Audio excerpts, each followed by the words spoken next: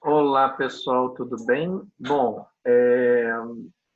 a gente, seguindo o cronograma da instituição, apesar da gente estar sem nenhum aluno presente no momento, eu vou fazer o seguinte, eu vou deixar registrado a ausência, né, das pessoas que teoricamente seriam interessadas em estar participando da aula e vou fazer uma aula, na verdade, registrada, devidamente registrada, uma aula de revisão, iniciando realmente para a gente poder estar falando, até dando andamento no que a gente já havia falado na aula passada de quem já assistiu a aula de revisão. Tá? Então, para quem não for assistir, pelo menos existe a possibilidade depois de poder estar acompanhando. Na verdade, eu vou estar seguindo aqui a ordem que a gente havia apresentado anteriormente, até a gente iniciou aqui sobre a questão de capacidade de produção de serviços, e justamente com o intuito de que a gente possa estar falando justamente sobre algumas coisas que usualmente a gente tem muita dificuldade, né? Então, quando a gente falou lá sobre a questão do orçamento de produção, orçamento de venda, a gente falou sobre os custos variáveis totais, falamos sobre as despesas, colocamos o custo da mão de obra unitária, enfim. Nós fizemos esse levantamento inicial para que nós pudéssemos apurar os custos totais de produção, né, dentro da figura orçamentária. A gente precisa entender, quando a gente fala, especialmente tratando de serviço, que é até uma grande demanda que a gente costuma ter, né, a gente falar sobre isso e vocês entenderem sobre essa real necessidade, né? Até porque existe uma tendência muito grande no mercado de que sigamos com algumas demandas mais em serviços do que necessariamente em atividades produtivas. Então, isso é um problema que a gente vivencia hoje na nossa sociedade, e, na verdade, eu não vejo nem como um problema, né? É uma questão de que, ao longo do tempo, onde as sociedades sofrem evoluções, a tendência é que o volume de serviços aumente em detrimento das atividades produtivas, manufatureiras, vamos dizer assim. Então, assim, acho que é um ponto diferencial para a gente poder estar entendendo. E, lógico, né, a gente também compreender a capacidade de serviço da qual nós podemos efetivamente atender e avançar para poder estar atendendo as demandas possíveis que venham a acontecer, né? Então, claro, a gente tem aí várias situações onde os serviços podem acontecer. O que é importante a gente entender é que, diferente da produção, que é uma coisa muito mais tangível, onde você consegue, de certo modo, cronometrar aquilo que acontece para você poder estimar a capacidade produtiva, considerando o tempo de preparo de equipamentos e por aí vai, essa avaliação da capacidade de serviços ela é um pouco mais sui generis, né? E aí a gente realmente atravessa essa questão de uma maneira bem diferenciada. O telefone toca em casa, né, gente? Porque a gente acaba tendo que fazer as coisas e o povo realmente não... É até engraçado, né? A gente está dando aula remota online e o telefone toca. Aí a gente tem que pegar e avisar o povo para não ligar, né? Porque senão fica terrível. Então, e aí, o que ocorre? A gente precisa entender um pouquinho sobre essa figura da capacidade de produção de serviços. E aí, quando a gente fala sobre isso, a gente fala sobre a relação, sobre a capacidade de produção que a gente tem, quantas horas a gente pode desenvolver uma determinada atividade. Eu até vou trazer isso um exemplo aqui para poder ficar claro para vocês. Eu tive uma experiência, na verdade, a gente tem uma experiência com uma relação muito, poderia dizer, homem-hora-trabalho, né?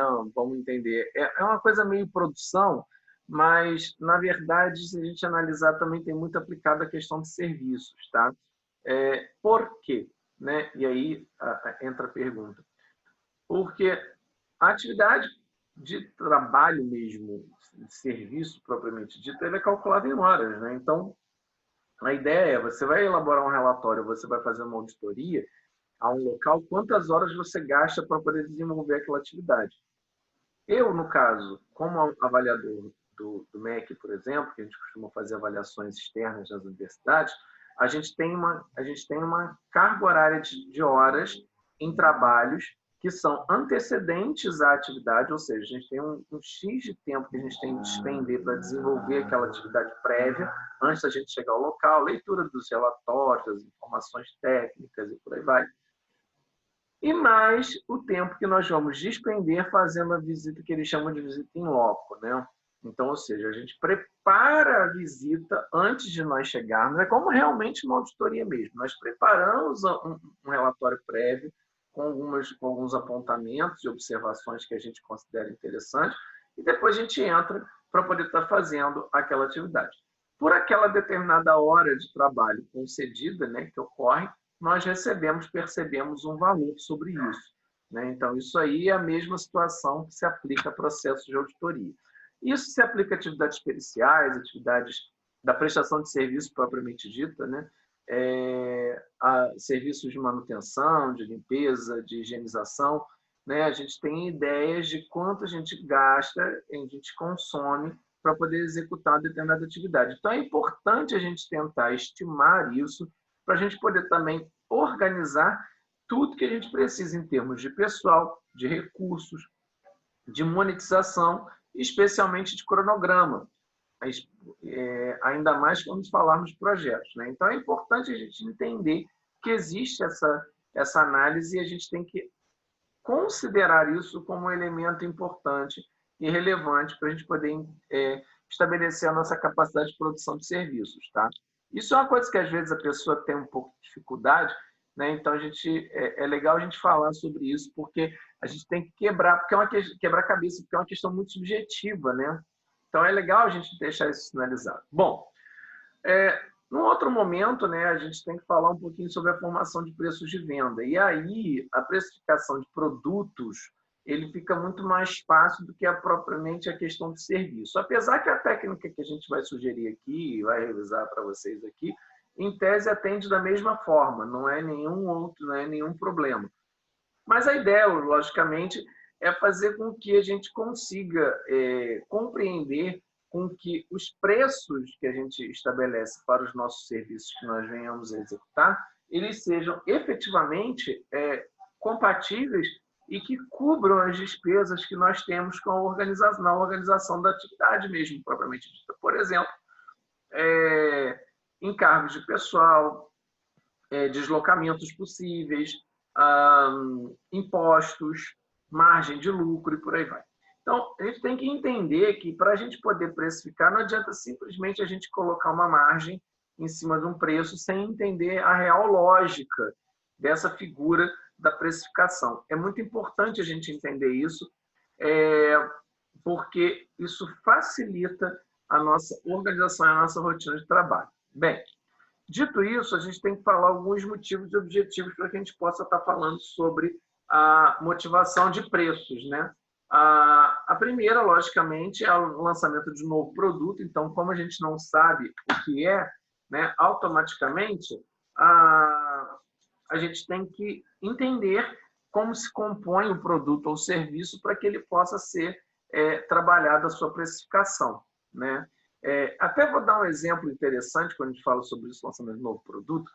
Como eu trabalhei muitos anos em segmento de serviço, é até legal a gente poder falar, eu continuo trabalhando em serviço, né, educacional ou serviços hospitalares, mas enfim. Quando eu trabalhava no banco, o banco fazia uma proposição para criar aqueles famosos pacotes de serviço, né?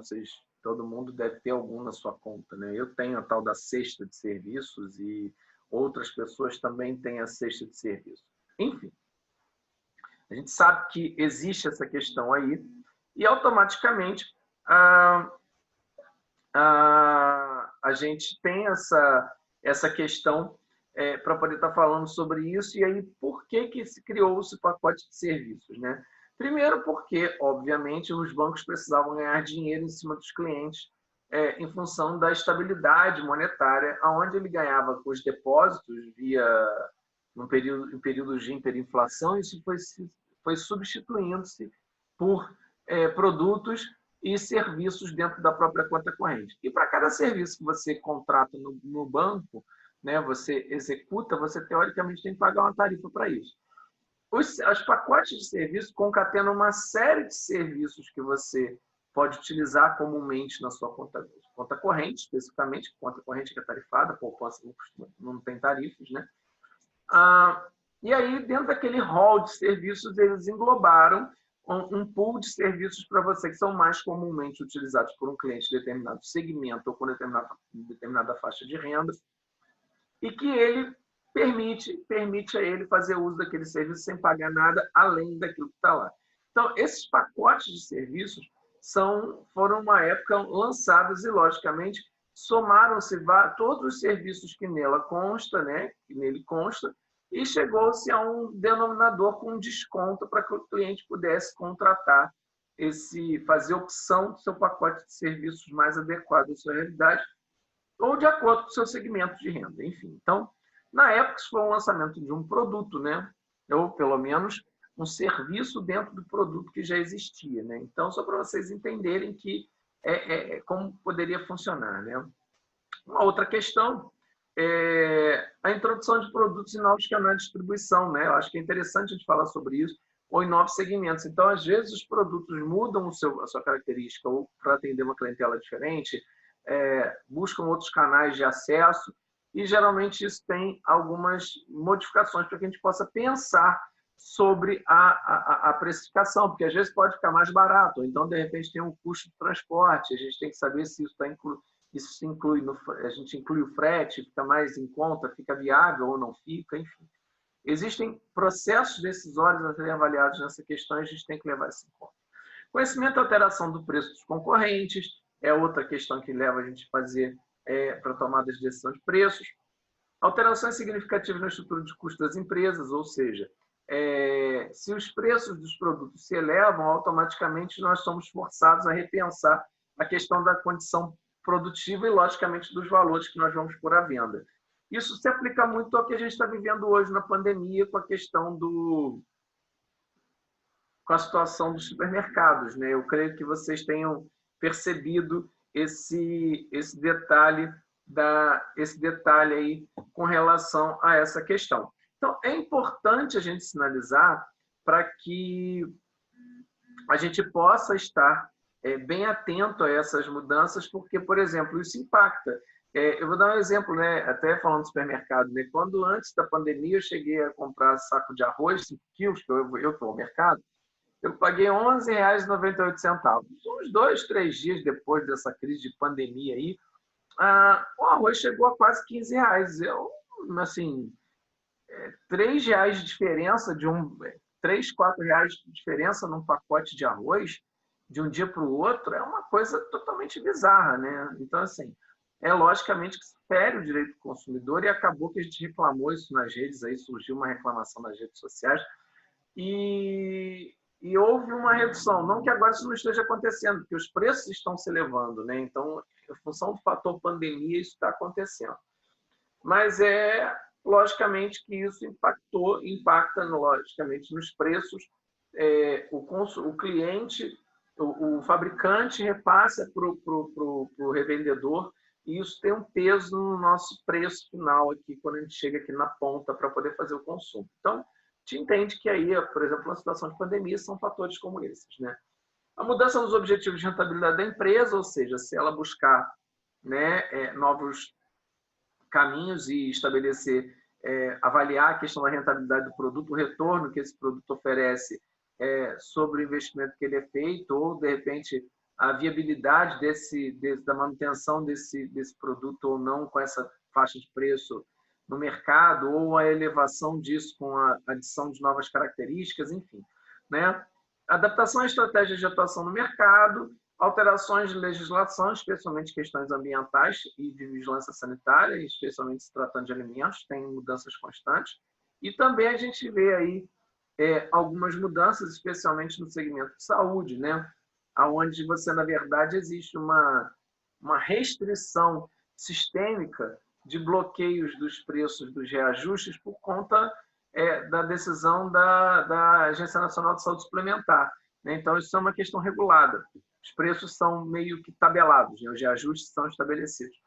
Mas, logicamente, o que a empresa tem, ela sabe que não vai poder reajustar isso ao longo do tempo. O que ela tem que tentar trabalhar é com uma política, entender como, com um novo preço reajustado, e automaticamente alguns serviços e produtos que, logicamente, no caso do plano de saúde, especialmente hospitais, se encarecem, né, com essa figura do reajuste, né, esses repasses acontecem, como é que essas unidades hospitalares elas começam a pensar e compensar, as unidades de serviço de saúde, elas começam a compensar as suas perdas, né, de custos, né, a redução dos seus custos em detrimento do aumento de uma margem, né, de contribuição. Então, é importante entender isso, porque é uma ferramenta estratégica para o serviço de saúde, né, hospitais e operadoras, né, porque os custos realmente têm que ser reduzidos em contrapartida, né, em detrimento da questão do preço não sofrer reajuste, pelo menos durante um ano. Então, isso acontece e é um desafio aí que se tem para poder pensar. Bom, a adaptação a novas tecnologias existentes ou empregadas, enfim, a gente tem alguma série de mudanças aí que exigem que novos preços surjam, né, e novos valores sejam estabelecidos. Por exemplo, a adaptação a novas tecnologias, telefonia celular especialmente, é uma coisa muito nova, né, e muito atual. Toda hora tem alguma mudança. Então, logicamente que isso implica se pensar sobre a questão da precificação, né? E, logicamente, dentro de qualquer negócio, quando se cria em figura de valores, né, e se negocia, trabalha-se figuras de precificação, o que se espera sobre essas políticas adotadas é que isso gere retorno sobre o investimento por parte para o acionista, né? Então, ele tem, logicamente, que se a gente tem que entender que expandir vendas também são objetivos, evitar competição e garantir sobrevivência, ou seja, exclusividade, ou trabalhar com inovações que sejam, pelo menos temporariamente, realmente inovadoras e que deem um diferencial de valoração no seu preço no mercado. Para isso, as figuras de pesquisa e desenvolvimento acontecem muito, né? Então é importante lembrar sobre isso. E, logicamente, trabalhar, ser líder em preços, de repente trabalhar com menores margens de lucro, porém de maneira racional, para que possa alcançar o mercado.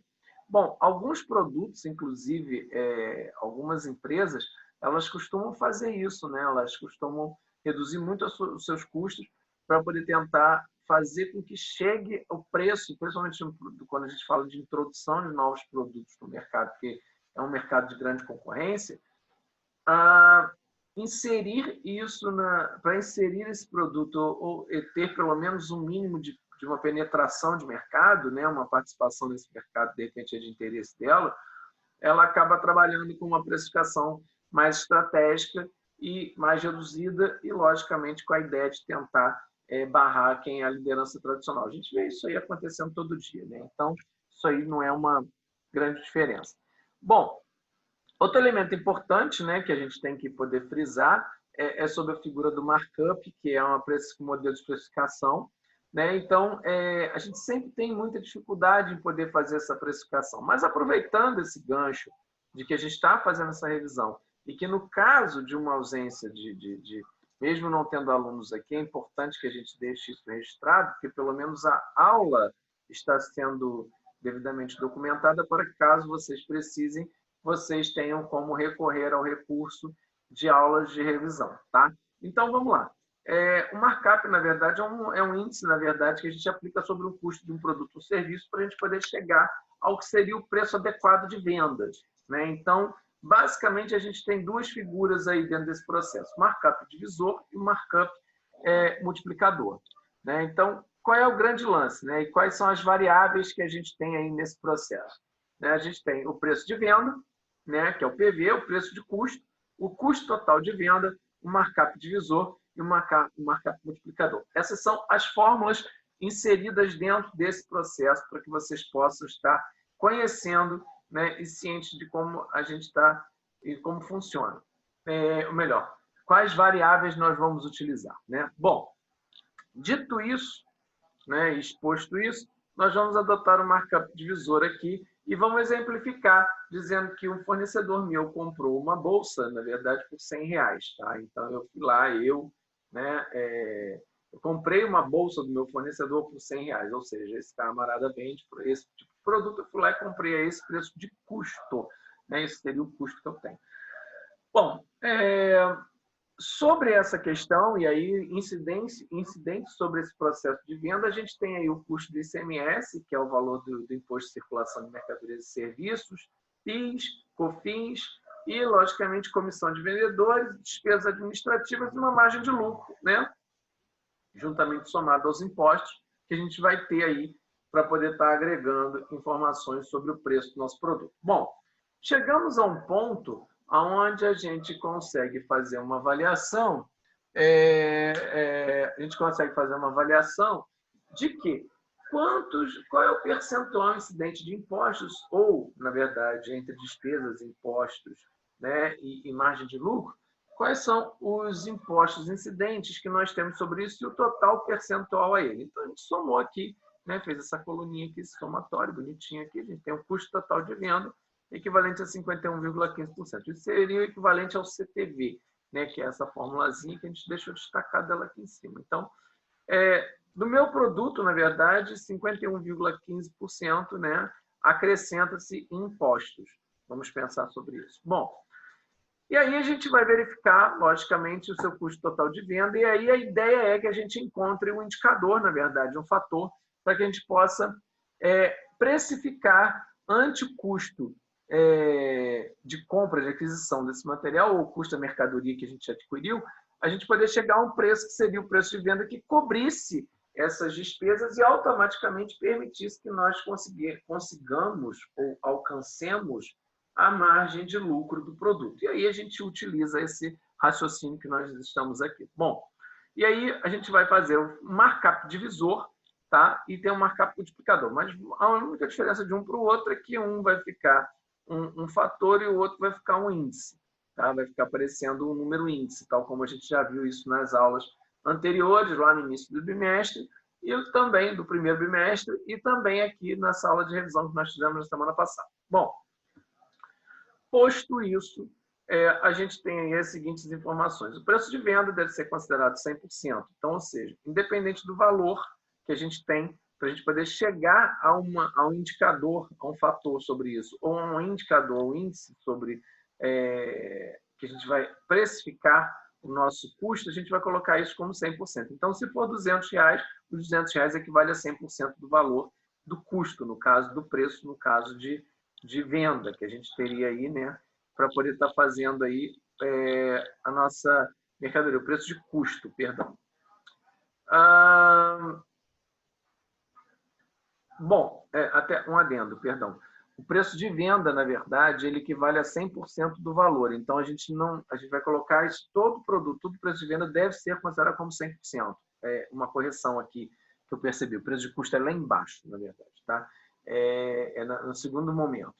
E aí, o que ocorre? Quando a gente estabelece que o preço de venda ele equivale a 100% do valor da minha mercadoria, eu vou deduzir sobre o meu custo total de venda e vou dividir por 100. Então, a gente encontra ali um markup divisor. Na verdade, a gente encontra um fator que a gente vai aplicar para poder encontrar o preço de venda que nós faríamos ao produto. Então, com isso, a gente pega encontrar o preço de venda, nós vamos pegar o preço de custo, aí sim, os R$100 monetizados, efetivamente R$100, e vamos dividir pelo fator que a gente encontrou ali em cima, que é o 0,4885, que está aqui destacado. Ok. Feito isso, a gente vai encontrar o valor de preço de venda de R$204,70. Bom, qual é a grande diferença do markup multiplicador para o markup divisor, né?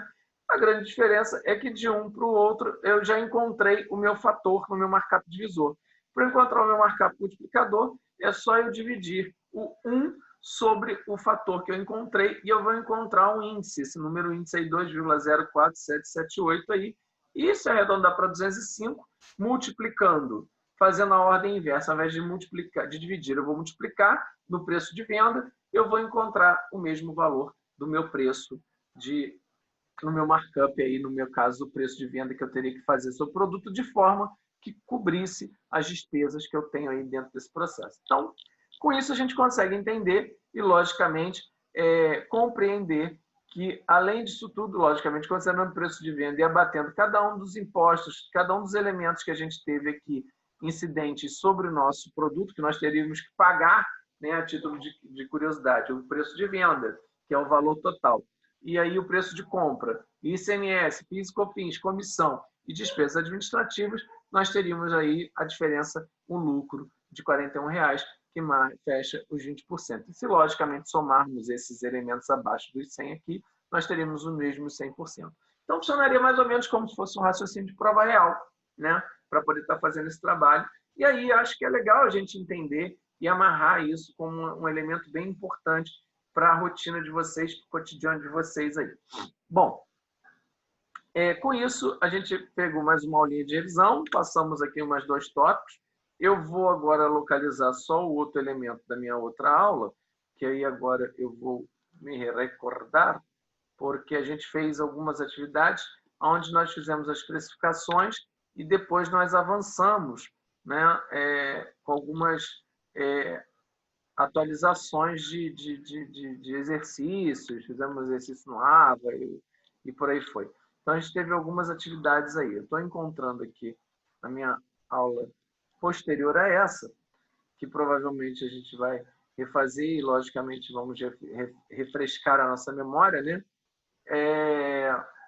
Eu já tinha falado isso para vocês antes, mas vou até reforçar aqui, né, para a gente poder estar falando a nossa aula 6, que o material também se encontra na trilha de aprendizagem dentro do primeiro período lá. E aí, o que acontece? Vamos falar um pouquinho sobre a questão das finanças das empresas, né? Eu acho que a gente entende que são tendências do mundo contemporâneo. Aliás, as finanças fazem parte do cotidiano das organizações. Sem a figura da administração financeira, automaticamente a gente está aí, muitas empresas já estariam quebradas aí pela má gestão do seu fluxo de caixa, que inclusive agora a gente está vendo isso sobre ciclos e tal, a gente vai fazer agora na nossa sequência aqui posterior à aula de revisão, nós vamos fazer esse momento aí para poder estar dando essa repassada com vocês aí. Bom, mas falando especificamente da função de finanças, a gente tem aí que elas se dividem basicamente em 3 grandes áreas, né? E uma das quais é muito nova, que são as finanças pessoais. A outra seria o mercado financeiro, que a gente vê aí todo dia funcionando, né, acontecendo aí. E, logicamente, as finanças corporativas, que tem muito a ver com o processo decisório em termos de estratégia, análise de custos e por aí vai, coisas que a gente está vendo agora aqui dentro da disciplina ao longo do semestre. Bom, logicamente, as finanças pessoais, aí eu não vou entrar muito dentro de cada uma, mas só para poder fazer um adendo sobre, né? O mercado financeiro, na verdade, estuda a avaliação dos mercados, então, basicamente, a movimentação dos títulos e valores imobiliários, aí nós estamos falando de ações, debêntures, derivativos, as opções, mercados futuros, enfim, dentre tantos outros elementos que compõem aí essa estrutura do mercado financeiro atualmente, né? As finanças, logicamente, o processo de tomar decisões das organizações ante a figura dos preços e custos, né? Então, e aí o segmento novo, que são as finanças pessoais, dado que muita gente tem dificuldade de lidar com o seu dinheiro, que é muito recorrente, né? A gente tem muito disso. Já volto a dizer e repito isso insistentemente ao longo do tempo, tá? Porque a gente vai viver isso aí ad eternum. Tá? Tem muita gente que vai ter dificuldade porque nós não fomos educados a trabalhar, a ter educação financeira. Então, assim, isso é um grande desafio para nós, enquanto gestores, a educar não só os nossos subordinados, mas também a nós mesmos em alguns momentos, e também a outras pessoas sobre as questões da educação financeira. Tá? Então, é muito importante a gente falar sobre isso, porque, logicamente, vem buscando encontros, pessoas buscam por isso. Pode ser uma oportunidade de trabalho, inclusive, essa figura do personal finance, né? Bom, e logicamente, eu acho que a gente atravessa aí vários problemas, né? Temos altas cargas tributárias, as finanças elas trabalham estratégias, porque a gente tem custos elevadíssimos de produção, né? Nosso encargo sobre folha é muito alto, nossa carga tributária é muito elevada, os juros são muito elevados para a operação e, logicamente, até o crédito, que seria interessante para esse tipo de fomento a longo prazo, ele é um crédito muito ruim. Então, é só para a gente poder lembrar. Eu acabei não minimizando isso aqui, né? Fiquei com a tela num barramento aqui lateral do meu box aqui para vocês poderem ver. Bom, enfim. E aí, logicamente, todo esse contexto que a gente vivencia hoje surge em função da visão na verdade, de Markowitz, Modigliani e Miller, que são grandes estudiosos que falam sobre as finanças corporativas e, logicamente, os portfólios. E aí a gente entra dentro dessa figura, especialmente o portfólio, que é justamente a ideia de fazer a minimização de risco, né? Então, criar estratégias para que você possa compensar possíveis perdas, isso é o conceito de diversificação.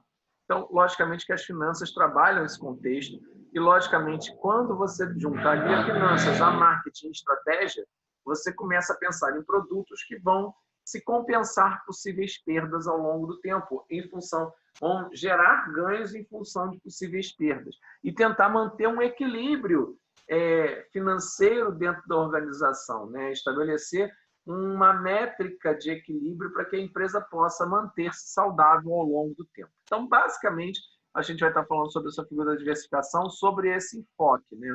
E, lógico, isso surgiu lá na década de 50, com a ideia de Markowitz, onde ele falou que realmente, em tese e sinteticamente, apesar de ser um jargão péssimo, mas eu vou falar, não se coloca todos os ovos no mesmo cesto, né? Então, a diversificação é um elemento importante, né, para que você possa ter uma minimização dos seus impactos ante os riscos. Então, é legal, né, tá indicando isso aí para vocês e vocês entenderem, porque, na verdade, é esse conceito aprofundado e mais amplo, ele vai ocorrer ao longo do tempo, ele vai ocorrer mais especificamente falando no mercado financeiro, quando a gente fala sobre carteiras de investimento e ativos diversificados, né? Então, o investidor não opta por investir tão somente em um determinado segmento de negócio, no caso falando de ações, né?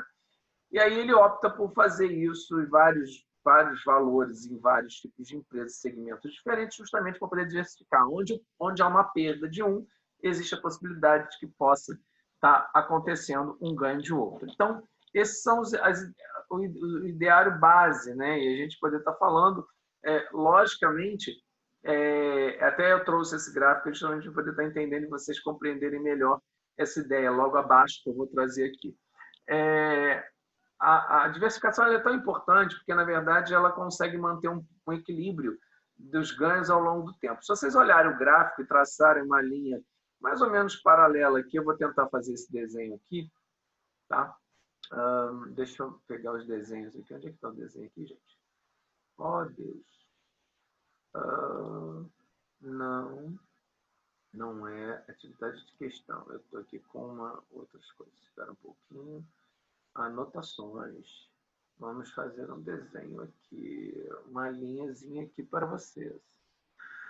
Vamos tentar dar um spotlight aqui, que eu não sei se vai colar, mas vamos tentar. Vou tentar fazer uma linha, nossa, ficou horroroso, né?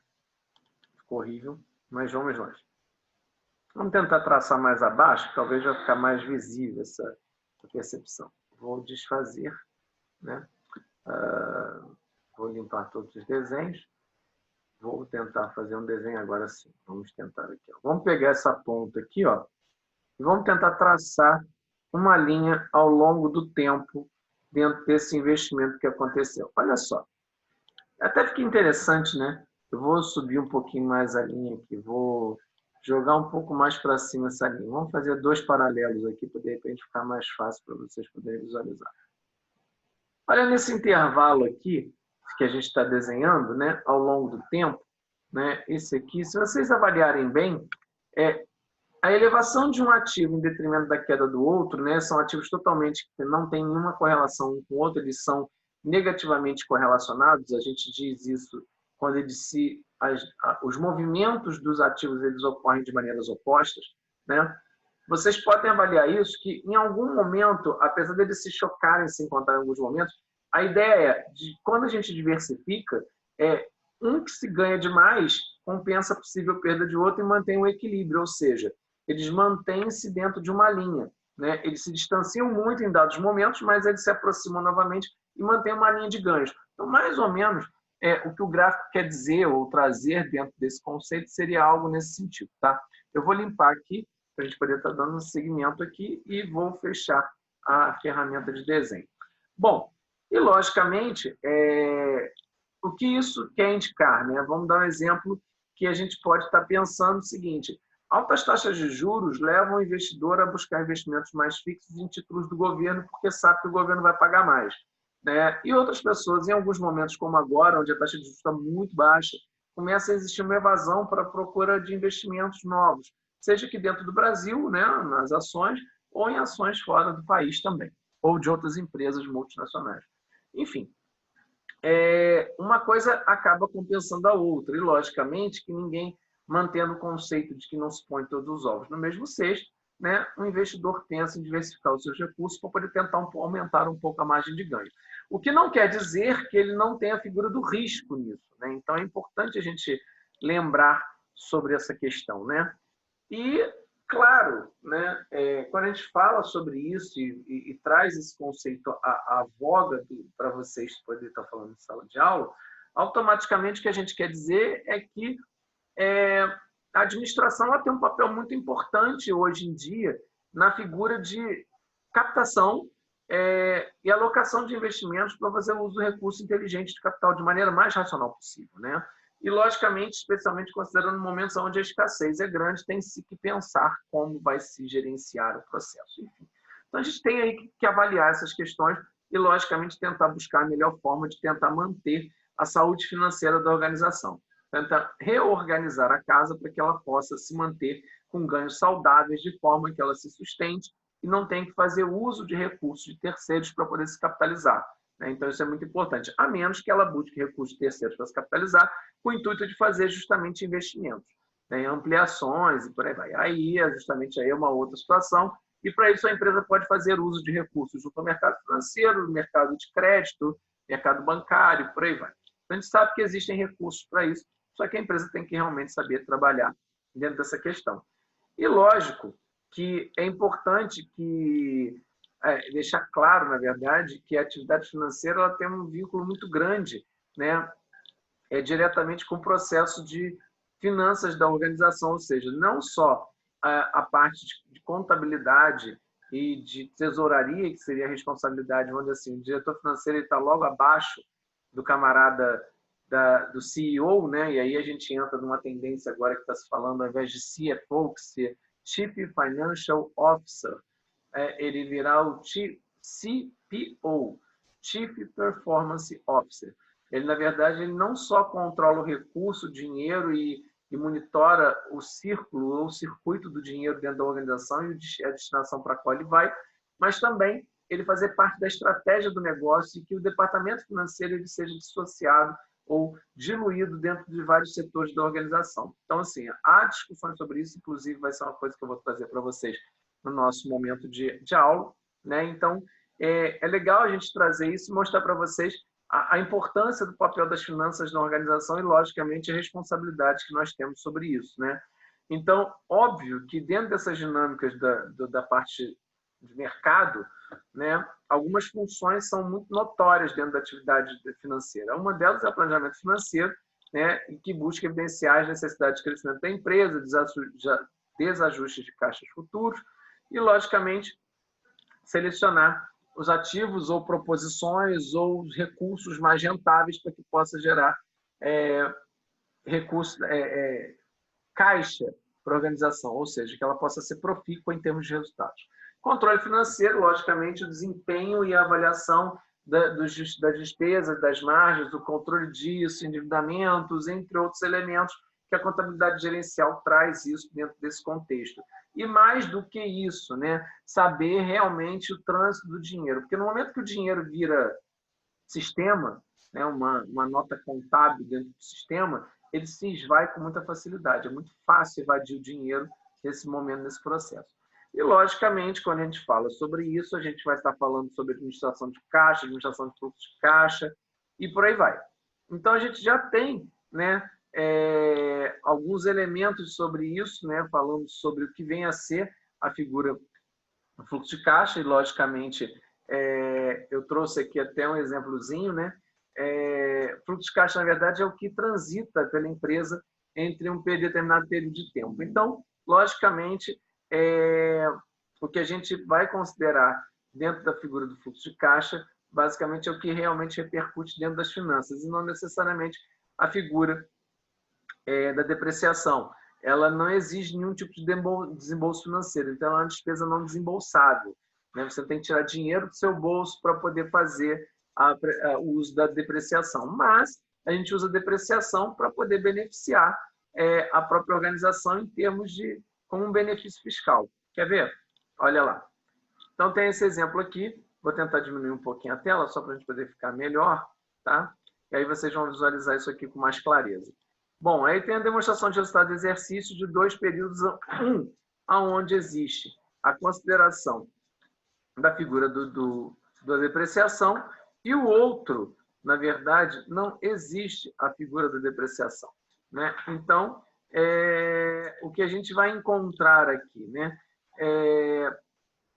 A gente tem uma situação que aqui, ó, a depreciação ela vai abater, na verdade, ao longo do tempo. Se eu considerar minha depreciação aqui, ela vai gerar mais benefício para mim em termos de impostos, porque, na verdade, a minha provisão de imposto de renda ela diminui em detrimento da depreciação que eu posso abater dela nas minhas despesas.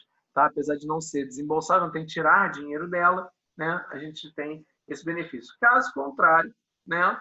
A gente tem uma outra situação onde o fluxo de caixa vai acabar a gente tendo uma margem de despesa muito maior, né? E automaticamente a gente começa a ter perdas, na verdade, ou se não considerar a figura de depreciação, a gente vai acabar tendo que pagar mais impostos. Então, isso é um benefício fiscal e vale a pena para a empresa poder estar fazendo isso como um benefício mesmo. Tá? E é legal avaliar essa situação. Bom, e aí, o ciclo de caixa e seu controle de saldo, e aí eu já entrei um pouquinho na matéria do nosso segundo bimestre, que foi onde a gente começou a falar sobre o ciclo operacional e o ciclo financeiro, né? Ciclo de conversão de caixa, ciclo operacional e ciclo financeiro. Então, aqui eu vou encerrar a aula de hoje, o encontro gravado, para que a gente possa estar depois disponibilizando isso no canal, no meu YouTube, logicamente depois da trilha de aprendizagem, ok? Então, a quem não assistiu e não pôde estar presente, logicamente não houve nenhum presente nesse momento, deixa claro isso aqui registrado na aula, mas, evidentemente, a gente passou um conteúdo de revisão e automaticamente ele vai ser postado na trilha para que vocês possam acompanhar em momentos posteriores, ok? Então, por aqui a gente encerra, 8h30 a gente entra em sala novamente já com conteúdos do segundo bimestre. Muito obrigado aí, pessoal, pela audiência e pela paciência, e a gente se vê já já, ok? Até. Então, parando a gravação.